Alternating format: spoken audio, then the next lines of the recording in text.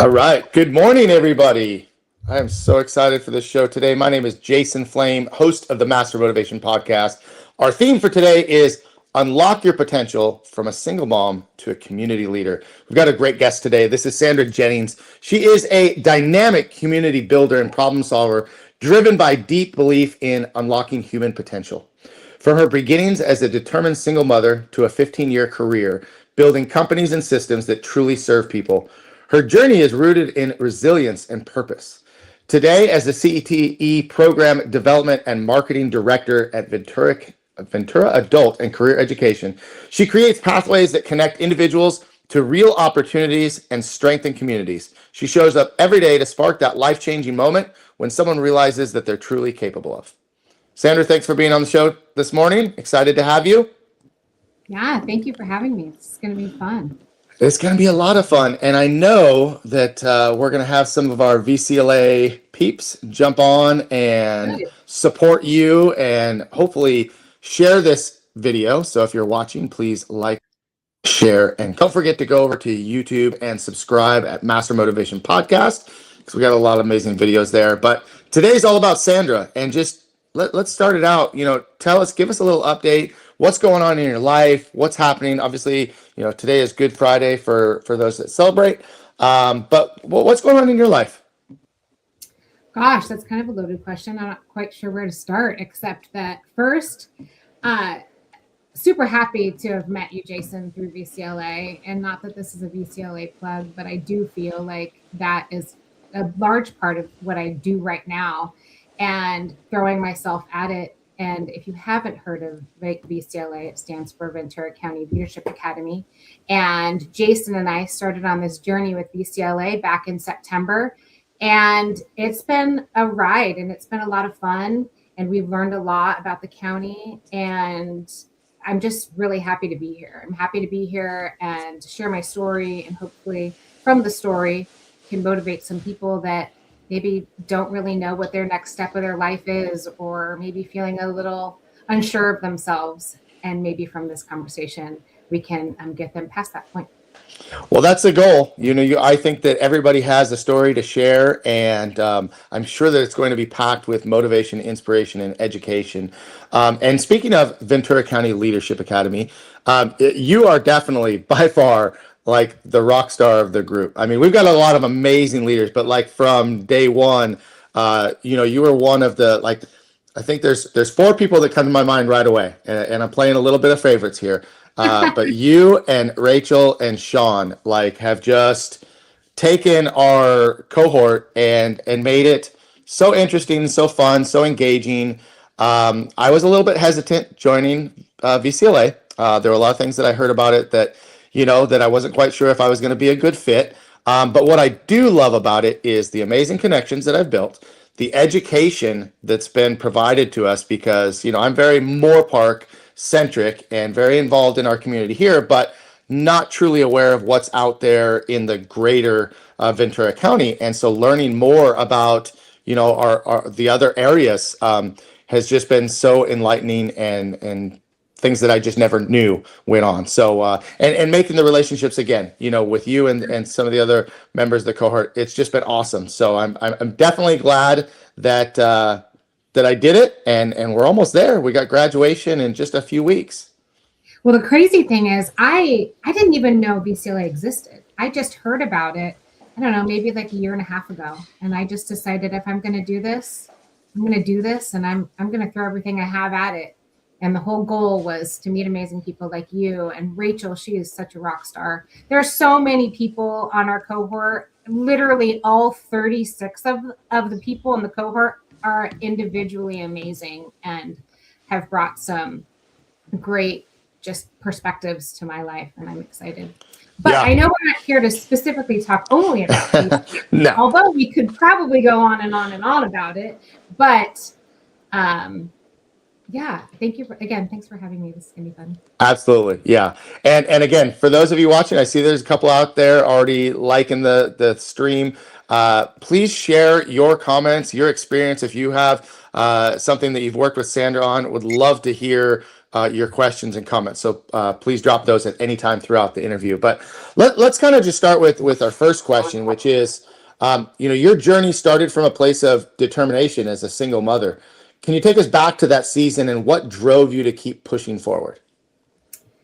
It's so funny because I do look, I was a single mom for a long time, and I primarily raised my kids by myself. And I think that is a huge part of my story, and that's the story we will talk about today. But the story before that is actually what pushed me to be who I am and to want to be a great mother. My kids were little; they were 2 and 4 when I became a single mom, and I didn't know what I was going to do. I didn't know what that looked like, and I was scared to death. But I decided I wanted to give my kids a life that they could be proud of and that I could be proud of. So I got my personal training certificate. I worked really hard and I studied and I trained moms during boot camp. Like I did boot camps for moms while the kids were in daycare and preschool. And so it was great to work with other women who wanted to get in shape and wanted to change their lives and transform their bodies and who they were. So it was I did that during the day. And then at night, I went to school and I got a master's degree. And it was great. It was super challenging. And I can't tell you how many days I wanted to quit and throw in the towel and say, I can't do this anymore. Some great friends were right by my side that I'd call often and, cry, I can't do this. And they'd say, yeah, you can. And so it was really great, but that's where my journey started. And the goal was always to give my kids a better life than I had and to show them that anything is possible. And hopefully they're older now. They're, not to age myself, but they're in their early 20s and they're succeeding at life and doing amazing things. So I feel like I paved a good path for them.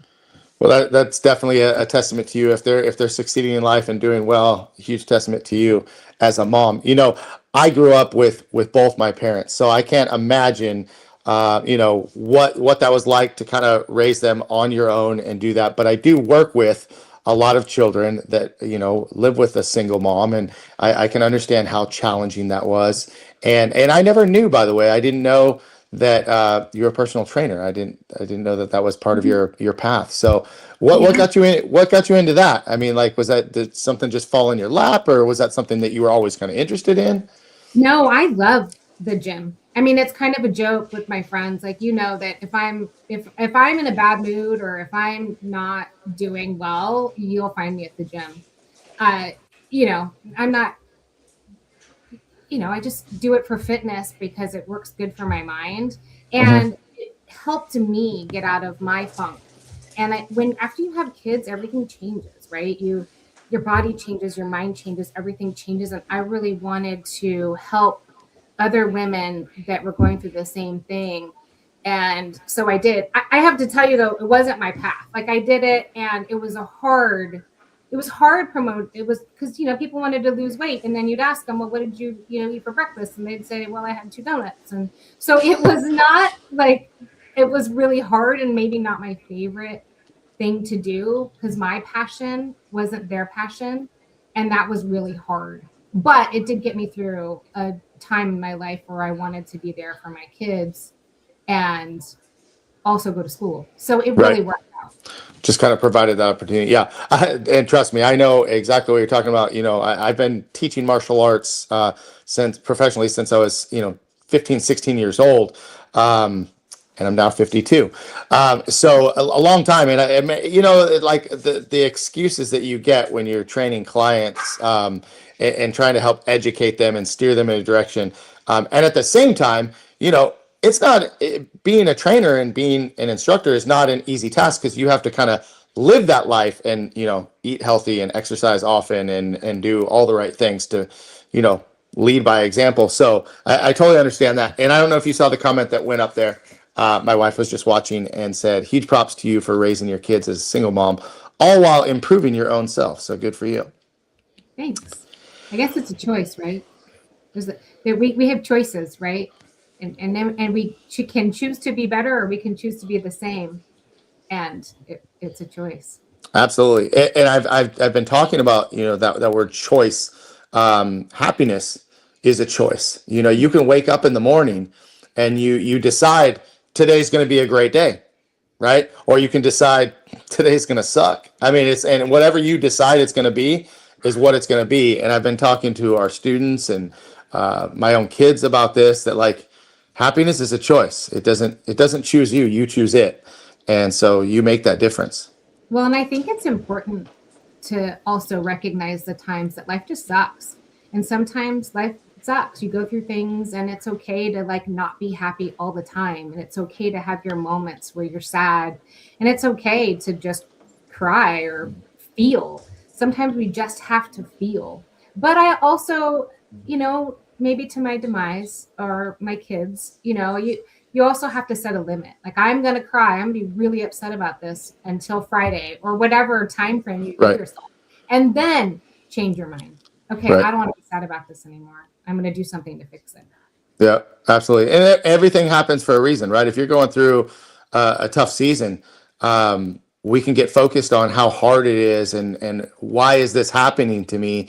But we can also ask ourselves, why is this happening for me? What happens? And we mostly see this after the fact. We look back and go, oh, okay, now I get it. It's always hard going through it. But yeah, I think I think. that just go Sorry, ahead. I didn't mean to Go cut you ahead. off. Go ahead. I think sometimes too, like shit happens, right? Like, and you're just like, I really don't want to go through this right now. This is going to be really hard. But I often find myself saying, anytime bad things happen, and like it usually like happens in a series, right? Like this really bad happened, and then this really bad happened, and this it's like a series. And I always feel like it's preparing me for something amazing. Hmm. And even in the moment, it sucks. But in the back of my mind, I always say, okay, this is just pushing me to the next limit, pushing me to the next stage. And usually it does. Yeah. So perspective. Yep. Absolutely. I mean, as we say on the mat, sometimes you just got to embrace the suck. Yeah. If it's a hard workout, if it's a hard class, it sucks now, but at the end, you're going to feel good that you got through it and feel like you were successful. Yes, So for you sure. spent 15 years building companies and systems. What's a lesson you learned the hard way that still shapes how you lead today? Such an interesting question. And at first, I wasn't quite sure how I was going to answer this. Um, but I think that something that happened to me that I realized looking back, I had a boss that um, said my personality was too loud and it was too much, and I needed to simmer down a little bit and pretty much not be so happy. Don't laugh so much around the office and don't have such a good time. Looks like you're not working hard, and really be quiet. And I was devastated when he told me that, because I thought, well, shit, how do I do that? Like, this is just who I am. I don't want to be sad. So but I felt it and I internalized it. And I didn't realize I had internalized it until I wasn't at that job anymore. And I found myself, oh, I can't say that because it's going to be too loud or it's going to be too outspoken. And I need to quiet myself a little bit. I need to calm down. And I heard myself saying that. And it was such a wake up moment for me once I heard, oh shit, I've been telling myself to calm down, to be quiet, to please other people because of this one boss who only said it because he was threatened by me. So Hmm. I think it was a lesson. I didn't learn it right away, and it took me many years to see it. But now looking back, that was such a pivotal point in my career to say, all right, that sucked. He was an idiot. I can do better. And that was that's what steered me into a different direction. And how many times does this happen to not only, adults in the workplace, but children? For example, I often tease my daughter a little bit. I say, honey, you have a beautiful singing voice, but maybe just not all the time. You know, I find myself saying that. And I actually love to hear her sing. But like if you had a teacher as a young child who told you, you're never going to amount to anything, or uh, I can remember kids that before ADD or ADHD was even like a diagnosis or anything that people talk, you were just told that you were stupid or slow or whatever. And those kids were just like kind of, pushed to the side. But man, how long does that effect stay? Luckily for you, you figured out that I can be myself, and being myself is what makes me unique and special and what attracts people to me versus what someone who sounds like he was a miserable person and not happy with himself wanted to stifle everyone around him. But this happens so much, and I feel like it's so sad. I look at I have a student in particular who was told he would never be able to do martial arts. He would never be good at sports. He was born with several challenges, and he is a high level national champion in martial arts now. And it's like, I just want to tell all the people that told him that he couldn't, look at him now, And so you should go and tell that boss, look at me now. I'll never talk to that boss again. But personally too, I'm here. I am sharing it on YouTube, but I was diagnosed in elementary school with dyslexia, and I thought, and teachers were always telling me, you need to read better, and I hated reading out loud because the words got all screwed up and they didn't look right. But like, because that was my struggle, it made me study harder. It made me push myself. Like, I know that I need to understand what I'm reading, and I still hate reading in front of people. Don't give me something and ask me to read it, because I will probably say no. But I'll just ad lib. There you go. Things you don't realize that you're told, and when you get older, the voice, that negative. I know that we haven't gotten there yet, but the negative voice that we all have that says you can't do that, it controls so much of us, and we don't realize that it does until you quiet yourself for a minute and you listen to the horrible things that you're saying to yourself. Mm-hmm. Yeah, we often. Are you familiar with Andy Frisella? No. Have you ever heard of 75 Hard? No. Oh, you got to go check this out. And for those of you that watch my show, I've talked about Andy Frisella quite a bit in the past, and 75 Hard is a program that works on your discipline, right? But he talks a lot about, you have two voices in your head. You got the bitch voice and you got the boss voice.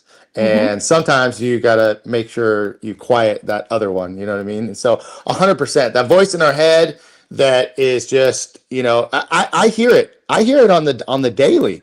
You're not good enough. You're behind. You're what anything that, and you just have to clear that and bring that other voice in. And it can be hard though, and people think that leaders don't struggle with this. People with confidence don't struggle with this. Everybody struggles with this. I was at a networking event last week, and I met this amazing person who will be nameless because I'm going to talk about her. But I met her, she gave me her business card, and first thing out of her mouth was, that's an old picture. I was thinner then. And I thought, oh, don't say that. You look amazing. And then after we all went to take a group picture, and there was a stage that somebody could stand on. And she said, I shouldn't stand on that stage. I'll break it. And I said, oh, stop saying these negative things about yourself. She didn't even hear it. And then later she gave somebody her business card and said, I'm not really that smart, or something like that. And I pulled her aside and I said, stop saying these things about yourself. And your weight, she wasn't even overweight, but it doesn't define us. So the things that we don't realize that we say in our head, we end up sometimes saying out loud. And I think it's really, really important that we pay attention to the things that we speak. 100%. Our truth. Absolutely. Yeah, absolutely. Hey, and quick shout out to Mark Denham. Mark Denham, one of our fellow VCLA cohort 31 members. Thanks, Mark. I will get you on the show, by the way, Mark. I'm going to get you on the show, Mark. Just so you know. But he says you guys are amazing. Thanks for sharing. Thank you for watching, Mark. You talk a lot about untapped potential. What does that really look like in people, and how do you help them see it in themselves? Oh gosh, that goes back to the whole conversation about your voice, right? The inner voice that you tell yourself you're amazing or you're not. It's really listening to that voice, trying to find it. you have to buy books. Like you have to invest in yourself. You have to invest in the life that you want. There's a book that I read called I'm gonna get it wrong because I can't remember it because I'm making myself. But it was called You're a Badass, and I can't even think of the author right now. But I read the book twice because it really does teach us how to find our potential and teach you how to find that voice that says you're not good enough and tell it to shut up. Yeah, absolutely. And I'm sure that you've had some mentors in your life that have helped you to see your strengths and help, maximize those strengths and minimize our weaknesses. What I find happens a lot is we focus so much on the weakness. And I have to fix that. I have to fix that. I have to Mm-hmm. fix that. Instead of going back and looking at, hey, what am I really good at? If I can really maximize my strengths, I can still work on minimizing, my weaknesses. But if I'm always focused on the weakness, there we are again with that voice that's telling us I'm not good enough. I'm not smart enough. I'm not experienced enough. And it Right? brings all of that down. And so I'm sure you've had some mentors, talk about some of the mentors that have helped to build you up. Yeah. Um, I've had some, it's kind of interesting. My mentors, I think of one in particular that comes to mind. I worked with him at a company a while back, and he was the CFO of the organization. And he was always so great to, I questioned my abilities. And at the time, I was working at the company and I was helping with process and procedures and fixing, just fixing broken processes in HR and hiring. And I doubted myself so often. And I would I'd run into his office and I would tell him what I was dealing with. And he was so great to just say, okay, shut the door. Let's talk about this. And he was really great. He super, because I always thought, gosh, he's so smart. He knows so much more than me. And almost to the point where I thought he was better than me. And the thing about that was not necessarily better, does things better than me, but not better than me. And he was a great motivator at that time in my life. But I think about him often, and he's such a great supporter. When I try new things, the AI workshop that we did at Vase a couple weeks ago, Mm-hmm. he was the first person to sign up and show up. Like Nice. it's just the relationships and keeping in contact with those mentors are important. And it's important to surround yourself with people that help you to feel that way. Again, we keep going back to it, but we could look at everybody in our VCLA cohort and be like, oh man, these people are amazing. They're so much, better at this or that. But at the end of the day, like when you put those 40 people in one room, and unfortunately I was not able to be there on the day of the event. I tried to help promote it as much as I could, but like the senior skip day became a really Oh, great success because of all of the strengths of each and every person that put their heart and soul into that. And that's what it takes when it comes to accomplishing anything. Like, I mean, we can be great and we can be amazing, but there's only so much that we can accomplish by ourselves. When we start mhm. surrounding ourselves with people and drawing from their strengths, I love the fact that, like, just my marriage, for example, my wife is so much better at so many things than I am, but then there's a whole other set of tasks that I'm so much better at than she is. And when you put us together, like there's nothing that we can't accomplish. And so, you know, it goes back to like focusing on the strengths, focus on your strengths and maximize those. And when you put people together, it's just you're unstoppable that way. Yeah. Well, you know what's crazy? In fact, I posted it on LinkedIn. There was a quote. I went to a women's seminar a couple of weeks ago, and Graciela Casillas Mm-hmm. said in the speech, she said, "Tell me who you walk with, and I'll tell you who you are." And it Mm-hmm. stuck with me because it's so true. Surround yourself with like-minded people, but surround yourself with people that challenge you, that but also that you feel safe around. It tell me who you walk with and I'll tell you who you are. There should be a book written of just about that with that title because it was so impactful. Who are your friends? Who do you surround yourself with? Who are your mentors? who are the people that you choose to hang out with every day and Mhm. talk to? It says a lot about who we are. Well, and I have to say, I'm pretty proud that you brought that quote up because Graciela Casillas is an amazing martial artist as well, Yes. and very, very well revered in our martial arts community. So I did see that post, and I was like, that's really cool because now you get the essence of the martial arts and the spirit of martial arts that comes out. I mean, and these are the people that I've been around, my fortunate to be around my whole life, martial artists that think and feel this way. So yeah, absolutely. I loved that quote. Was there a defining moment where everything shifted for you, where you realized the impact you were meant to have? I don't know if I could say that there was ever a time that I realized the impact that I was meant to have or that I was even making an impact. I know that specifically there have been people throughout my career that I know I have helped. One person in particular that comes to mind. I walked into the doctor's office and I was dressed like I dress, and she was behind the desk, and she just knew what she was doing. And she was the medical assistant, and I thought she'd been there forever. And she'd just been there a couple weeks. And I saw her potential. She didn't see her potential. But I went in the next time, I had gotten some blood work, and I went back to the doctors to see what was going on. And she handed me her card and said, "Hey, you always look super professional when you come in. If you are ever hiring where you work, I want to work with you." And I got her a job where I didn't get her the job. She got herself the job, but I put her resume in front of the right people. And ever since then, she went back to school and got her degree. And she's been promoted like 3 times in that company, and she's still there. And I look at her as, oh my gosh, that was an impact that I made. Mm-hmm.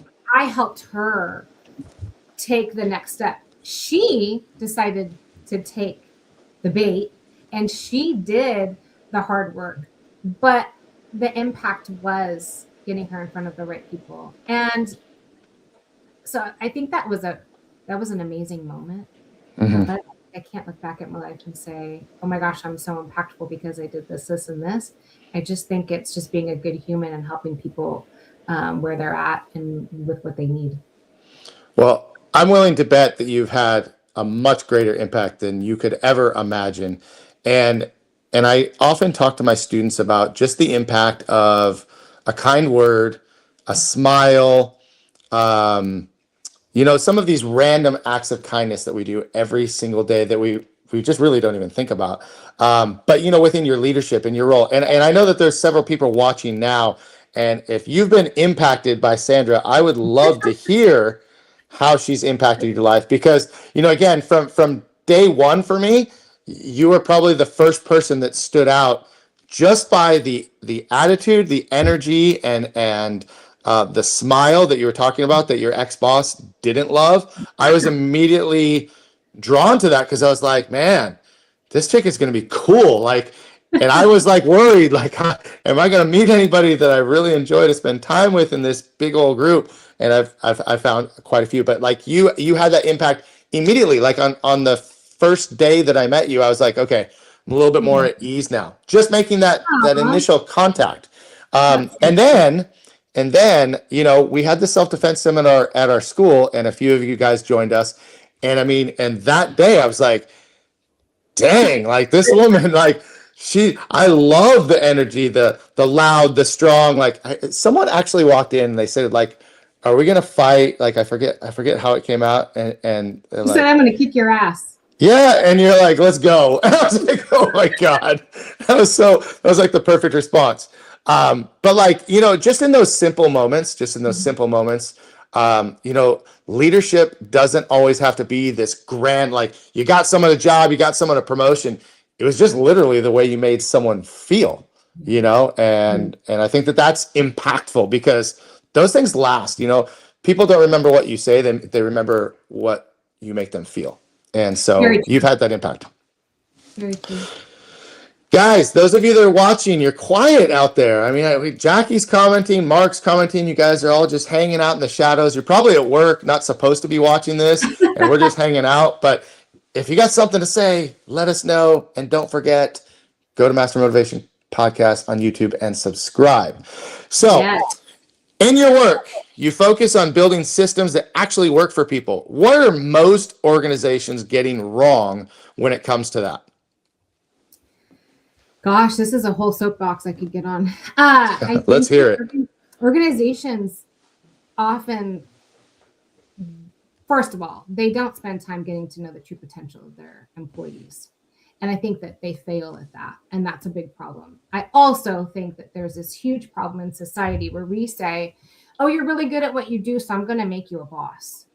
And then we end up promoting people into management positions that aren't leaders. And not everybody's supposed to lead. And that's okay. It's okay that we don't all lead. We're all here for different reasons. So I think that society and companies do a huge disservice to people when they say, oh, you're amazing, so I'm going to make you a boss. Instead of investing in that person with, maybe giving them extra vacation days or paying them more of a salary and finding a true leader to lead the team. I think organizations fall really short in that. And it's unfortunate because I think one, they miss out on maybe somebody that isn't killing their numbers or isn't doing amazing, but would be a great leader.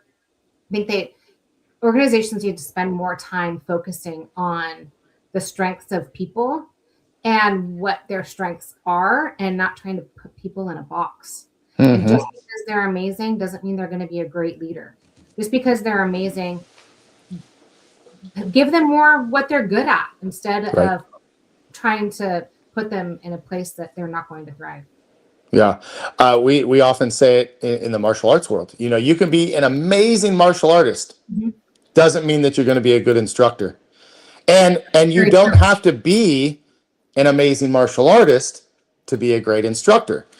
So but also leadership is something, I think leadership is both something that can be taught and can be caught, just like attitude. You hang around enough leaders, you kind of become one. But you talked about earlier investing in yourself, investing, whether it's reading or physical fitness or just educating yourself on eating habits or stress. Like for me right now, like all I'm dealing with is learning how to manage my stress and sleep better, right? Those are two things that are a huge focus. And I have to say that this Aura ring has been a blessing and a curse, because like every morning I wake up and I look at my sleep score and I get freaked out if it's not like, at a certain level. And so I'm like adjusting my day, but like I'm investing in myself because I know if I sleep better and I keep my stress lower, I'm more productive. I'm happier to be around. I'm just a better person when I lower those things. But again, it goes back to investing in yourself. And as a leader, if you want to become a leader, you hang around leaders, you learn from leaders. But there's so much to it. And you're right. Some people are not meant to be a leader. I mean, some people are just meant to be soldiers. Not everybody's going to be a capo. So that's Italian reference, Sopranos. Okay, just so you know, we can go off on that for another time. But like, not everybody is going to be at the head of the table, and sometimes it's good just to learn how to be a team player. But I think you're right. I think a lot of people say, "Oh, you're really good at this," and then they just like throw you into it. I see it on boards all the time. Like I currently serve for our Chamber of Commerce. Oh, you're really good at this. Here, take this and run with it. And they're like, what? And it's like, there has to be some desire for them to step up and want to lead too. So, yeah, absolutely. Anything else to add to that? No, not necessarily. I do, though, want to talk just briefly about a book that I read called So Good They Can't Ignore You. I don't know if you've heard of that book. I think it's Cal Newport, but don't quote me. I meant to look that up before the podcast and I forgot. But it's literally a book about, we are told all of our lives, find your passion and you never have to work a day in your life, right? Just do what you're passionate about.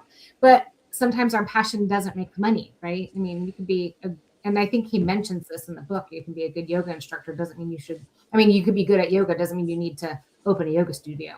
Or maybe you're passionate about yoga. Doesn't mean you're going to be a great yoga instructor. But the book really focuses on so good they can't ignore you. And when you're so good at something, it almost becomes your passion.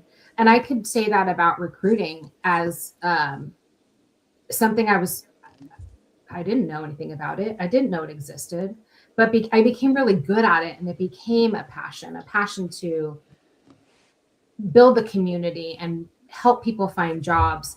And then it leaks into other aspects of things. But the whole point is be so good at something that you get noticed for that thing, and be so good, but keep learning, always learning. I hope that makes sense. Yeah. Just read the book. It was life-changing. Yeah, it makes sense because, the thing is we like the things that we're good at. Mm-hmm. We don't like the things that we're not good at. Yeah. So if you want to like something more, if you just kind of improve your skills as you get better, you learn to like it. Yeah. And like you were saying with jobs, like I have told my kids all their life, like find something you love to do, because I know that it would absolutely suck to go to a job that every day you're like, do I really have to go here? I don't ever want them to be pigeonholed into being somewhere that they don't necessarily want to be. So if you can find something, I found it as a teenager. I was so lucky. I'm still just as passionate about my career now than I was at 15, 16 years old. I got lucky, but there was definitely some hard times. I loved martial arts. I hated business. I could care less about the business. But like what you just said you said, be so good that they can't forget about you. Yeah, they can't ignore you. They can't ignore you, right? And I'm pretty confident that I was a damn good martial artist and a damn good instructor. And I think that that's the only reason that I became more successful in the business was because I couldn't be ignored. And I could have probably at some point just hated the business altogether and said, I'm just going to do this as a side gig, because that was actually the original goal. I was going to be a PE teacher. That was going to be my career. And my karate school was going to be the side gig. And by the way, my wife had the degree, so I thought she was going to be the breadwinner. None of that panned out, because as soon as my daughter was born, we decided she wasn't going back to work. I dropped out of school to open the business and went with that full time anyway. But again, if you want to be good at something, or if you want to like something more, you got to find a way to get better at it. But you're never going to like something that you're not good at. I mean, I think that's human nature. And to spend our whole life just like holding our breath. Wait, I can't do this because I'm not passionate about it. But if you learn something, you be really good at it, you become passionate about it. 100%. 100%. So how has your personal story influenced the way you approach workforce development and community impact today? I think it starts from the lens of the struggles as a single mom and the things that I had to go through to get where I'm at, and the doubting myself. I feel like I've talked about that a lot, but it's super important to realize that the doubting, everybody doubts themselves, right? Like everybody does. And the fact that I doubted myself and pushed through it, it's possible that anybody can. Yeah. Yeah. Talk to me about some of these doubts. We talked a little bit earlier, but like, tell me about some of the doubts. Get a little vulnerable here. Gosh, which ones? There were a lot. I mean, you start from elementary school and I'm told you're dyslexic and you're not very smart and you can't learn anything. To push through that was a tough one. Told myself I'm not smart. I can't read. I'm a horrible reader. And I'm still not amazing. I don't like to read. I choose to read sometimes. But the other things, pushing through, but I went back and got my master's degree. And I remember the day I looked at a mug. I was at Coffee Bean and my kids were really little. And I saw a mug and the saying on the mug was, if you could do anything and not fear that you would fail, what would you do? And I thought, I'd go back to school to get my master's degree because I've always been told I'm not smart enough. So I did at a time that was really hard, a 2 and a 4-year-old. And I had some amazing people, by the way, that were there to help with help watch my kids and stepped up during that time. But for sure, I didn't think that I didn't think I was going to go back to school to get a master's degree. What was there a part of that it was kind of like, screw you, I'm going to prove you wrong, like to all the people that told you that you couldn't do it? I feel like I've actually done that all my life.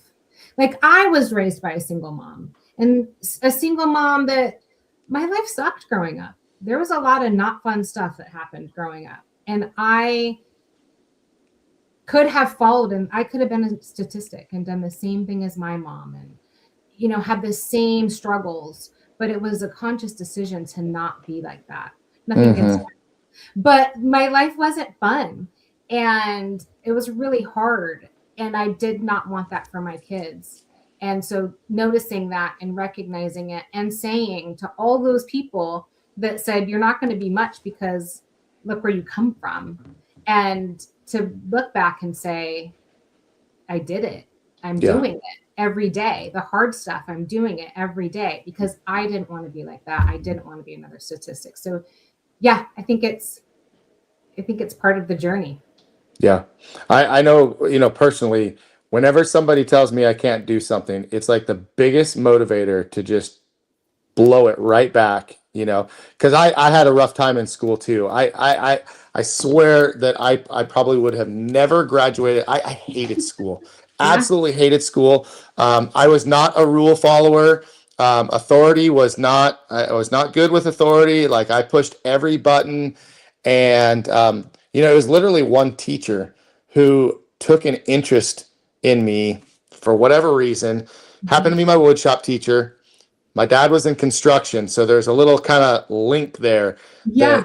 and so it was just it was the days that I would go to school and he would just talk to me. This goes back to like when you're talking about a boss getting to know people, getting to know Mhm. their people, getting to know their strengths. I mean, this guy took his time to get to know me, figure out like what made me tick. And if it wasn't for him, I wouldn't have graduated high school at all. I didn't want to go to college. I had no interest in going to college. But I went because at the time my girlfriend was going, so spend more time. We'll take the same classes. It was easy because she did all my work for me. Um, just telling the truth. But like I hated, I never liked school, and it was all because of like in elementary school, I had a really rough time. I had a rough childhood. Parents were together, but my dad was in construction. Really good times, really rough times. Had a lot of times where we did without. Felt like an outsider. Didn't have a lot of friends. And it was like I felt like I was getting in trouble. So I was constantly being told, like you're not going to amount to much. You're not going to do much. And so like after that, as I look back as a young adult, thinking to myself, F you. Like Yeah. I am going to be successful. I am going to Mhm. be good at what I do. And that teacher was the one that told me, he's like, man, if you want to do martial arts, he's like, you can do anything you want to do, anything Yeah. you set your mind to do. I know you can do it. And I've gone back to visit him several times and thank him and talk to him.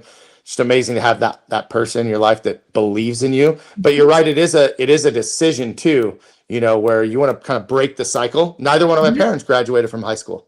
Mhm. Neither one, and so it's like I could have done that. And I Yeah. could have just gone into, construction, and but I chose not to do that. I made a decision to do something else. What's that saying? I think it's you, whether you can or you can't, the choice is yours. Hmm. It is. And we walk around and we meet people and we don't know their story. We don't know how they got there and we don't know their struggle. And sometimes there's so much strength to be found in those struggles when you share them and being vulnerable. Like that's not fun. But if the vulnerability can help one person and change their mind, then it was worth it. Yeah, no, absolutely. Hey, shout out to Jacqueline Syndergaard. She's just watching. She loves the mindset is everything. Couldn't agree more. That's so important. Can't wait to have her on the show as well. I know that Yeah. she's coming up. We've got Mark Jacqueline is Bradley next. Blues coming up. Uh, Yes. Love I him. got I got a couple more. I'm blanking right now. Sabrina, I think. Um, yeah. So anyway, I'll announce those. But let's get to the next question. Let's talk a little bit about Vase. What's one story or example from your work at Vase where you saw someone's life truly change? Oh, this is such a great story. I almost get teared up every time. So don't judge me if that happens. Bring the Uh, tears. so the first person I helped at base, her name was Jessica, and she was single mom, and she had been on some kind of government assistance all of her life. and she went back to base, or she went to base to get her accounting clerk certification. And the goal, right, my old position at base was to teach students how to apply to jobs and how to do their resume and how to show up for interviews. So in her practice interview, she was just very timid and shy, and so we worked through that. And she showed up for the interview, and she had just had her tonsils out or something. I can't remember what it was, but something traumatic had just happened. But she showed up anyways, and she did it. And she killed it. She got her first check, and it was right around the holidays. And she called me and said, "You changed my life. This changed my life. I was able to tell my daughter that we don't have to shop at the 99-cent store anymore." And to me, she had never gotten a paycheck before. It was the first paycheck that she was ever going to get. And Wow. it was so powerful. And she's been amazing. She's been at the job now for almost 3 years. And she's had her challenges. But that was the first impact that I know I made. And that is powerful. 100%. Yeah. I mean, and we were just talking about the impact, I mean, these are all these little things, add up. I mean, so yeah, you've had a tremendous impact on people, and that's a great story, to hear someone's first, right? Their first job, their first paycheck, their first, strong interview, first promotion. These are all things that you're able to be a part of. So when people feel stuck or unsure of their next step, what's the first thing you encourage them to do? This, interesting question. A lot of people, I think we get, which I talked about it already, but we get stuck in our own mind, and we get stuck in our own routines. And then when the routine, when life isn't working the way you want it to, you continue to do the same thing. So it's changing. And exercise has always been a huge part of my life, as is yours too. But it really is, you have to have a routine. If you sleep every day until noon and you're not happy in your life, get up at 8:00, go for a walk around the block, set a new routine, set some goals. I'm horrible at goals. I need to be better at them. I'm better at, like, in 5 years, I really want this, or whatever the goal is. But get up, write it down, write your goals down, set some markers that you can accomplish. And as you start to accomplish the little things, you hate exercise, but you get up and you walk around the block for one day and you say, "Oh my gosh, I'm so proud of myself. I got up and I walked around the block. I was up at 8:00. I'm going to walk 2 blocks tomorrow." Everything kind of builds on the positive, but you have to get into a routine. Routines are really important when we're stuck in our own minds and we don't know what to do next. Just almost, that saying, dress for the job that you want, not the job that you have. It's the same kind of mindset. Get up and go for the walk. Go to the gym. Get a $20 gym membership. Whatever you need to do to move to make yourself feel better, that's the first step. I 100% agree with that. I love that, because I'll find myself having a hard day or a hard morning, and it's like, get your ass up and start moving, right? Whether it's go for a walk, go to the gym. Like sometimes I'll just get up and start cleaning the house or whatever, like, because getting up and moving gets those endorphins going, and that changes your mental attitude. So, and when you're stuck, people have a hard time because sometimes they set a goal, but they don't really create a map of how to get there, right? So, I just always use the example of I want to earn a black belt, right, in our school, but earning a black belt can take, like, my wife says, yes, cleaning the house helps. Getting a black belt could take anywhere from 3, 5, 10 years, right? Well, and some people, they set that goal and they're like, oh, it's so far away, and then they get deflated. And it's like, well, okay, let's focus on working that backwards. In our case, it takes however many years to earn a black belt. Well, there's X number of belts to earn a black belt. Well, so I got to get one belt at a time to get to the black belt. Okay, well, now sometimes it's 3, 6 months, a year between belts. Okay, well, maybe I just need to get a stripe on my belt that tells me I'm one step closer. Yeah. That might be a week, a month, a couple months. Well, all you have to do is go to the next class. And so that's where it all starts. Go to the class, go to the gym, go to the workout. Routine is key. Like, so if you're going to set something up and set a goal, um, same time. I'm a stickler for like lists and schedules. Like I Mhm. live my life based on lists and schedules because it's the only way that I can break it down and make it manageable. Because otherwise, I look at my huge ass list and I'm overwhelmed. It's Yeah, like I'm never going to get this done. But one thing off the list, next thing off the list, confidence grows. I'm feeling better. The more I feel Mhm. accomplished, boom, and I keep going. And then you look back and you're like, oh wow, that wasn't so bad. Right. Well, and I think sometimes I used to have a boss that would say, "What do you want? What do you want?" And it was at a time where I didn't know. I really didn't know. I don't know what I want. I don't know. I don't know what that looks like. And it was the question itself was so overwhelming.